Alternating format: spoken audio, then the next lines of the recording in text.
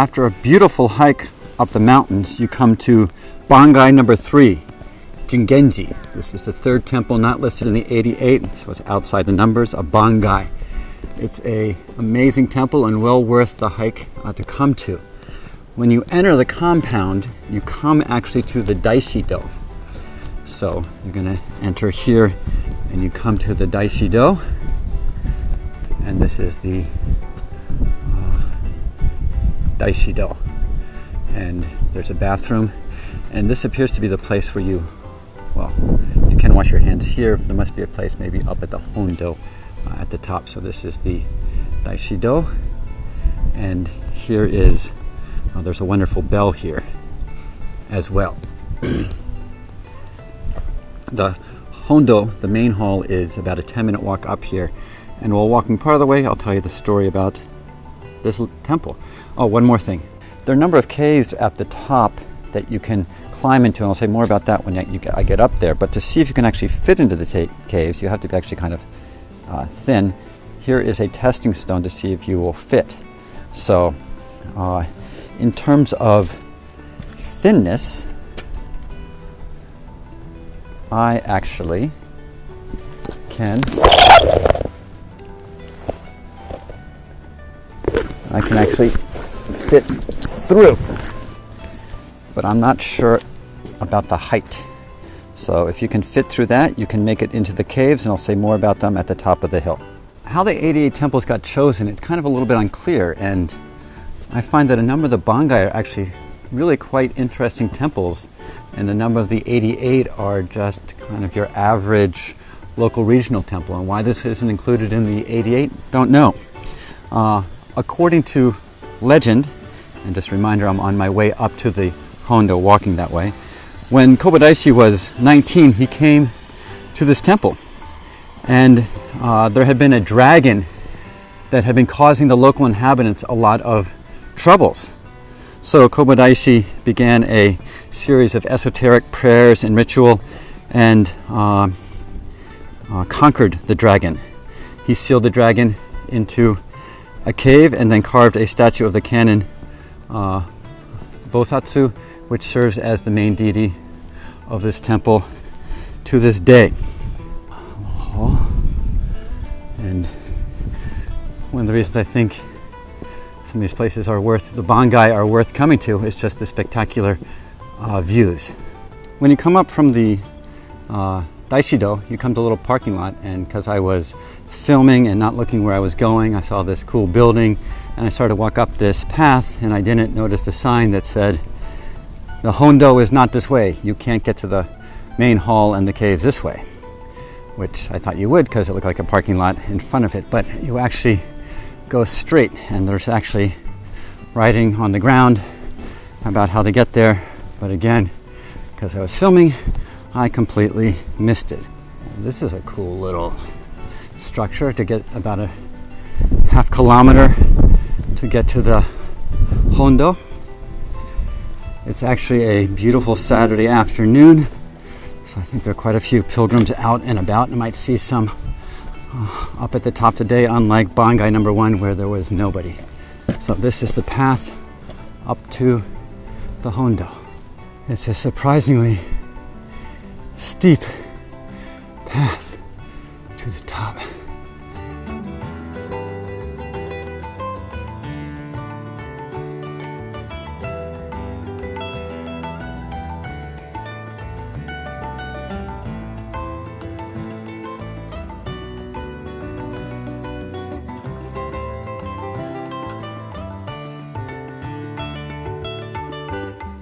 This has been a much steeper little hike than I expected.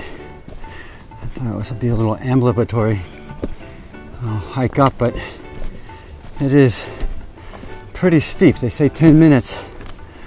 I'm not sure how many people can actually make it up there in 10 minutes. It is fairly steep climb. At the end of the hike, which definitely takes longer than 10 minutes, this is the Hondo, nestled up into right next to a cliff.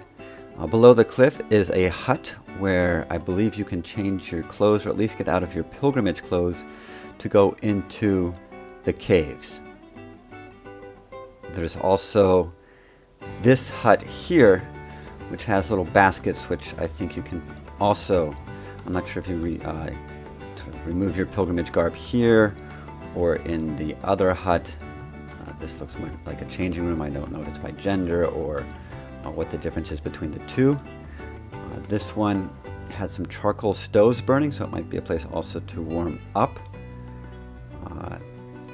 I discovered that the caves are only open from March to November depending on the weather. They were scheduled to open March 1st, a couple days after I got there, depending on the weather. If it snowed, they would close again. Actually, the day I was there were several people cleaning the stairs to the top, getting rid of all the debris and the leaves. They wouldn't let me go up the stairs and said it would be opening in the next weekend.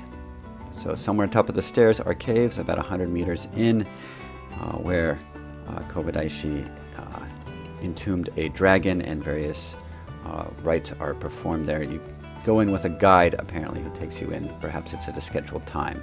You're not allowed to go in unaccompanied. This is the Hondo of Bangai number 3, Jigenji, and the huts you change your clothes in. A non-listed temple, but definitely worth the climb to get to. One of the really interesting things about the Ohenro is you discover parts of Japan that you typically don't see.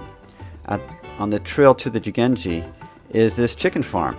These huts here are full of chickens, and this area here smells like chicken poo. I've been in Japan off and on for 30 years and never really came across chicken farms, but in walking the Henro, I did.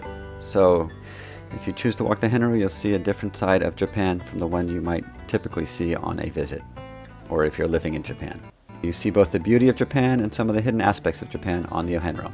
If you visit Bangai Temple number 3, Jigenji, there is a pilgrim's hut about 2 kilometers down from it that you can stay at, probably for free if you have a sleeping bag.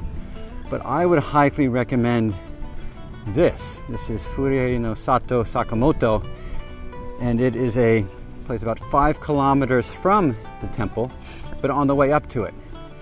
As many of you might know, Japan has an increasing problem with a shrinking population, particularly of young people, and this used to be a school that closed 16 years ago, and they have repurposed it into an inn. If you visit Bangai Temple number 3, on the way up you can come here, check in, drop off all of your gear, take your Nokyocho or whatever you have with you up to the summit, and then come back down. It's about 3 hours round trip, but well worth it, and a lot easier without whatever gear you might have with you. So definitely check out Furie no Sato if you visit Bangai Temple number 3.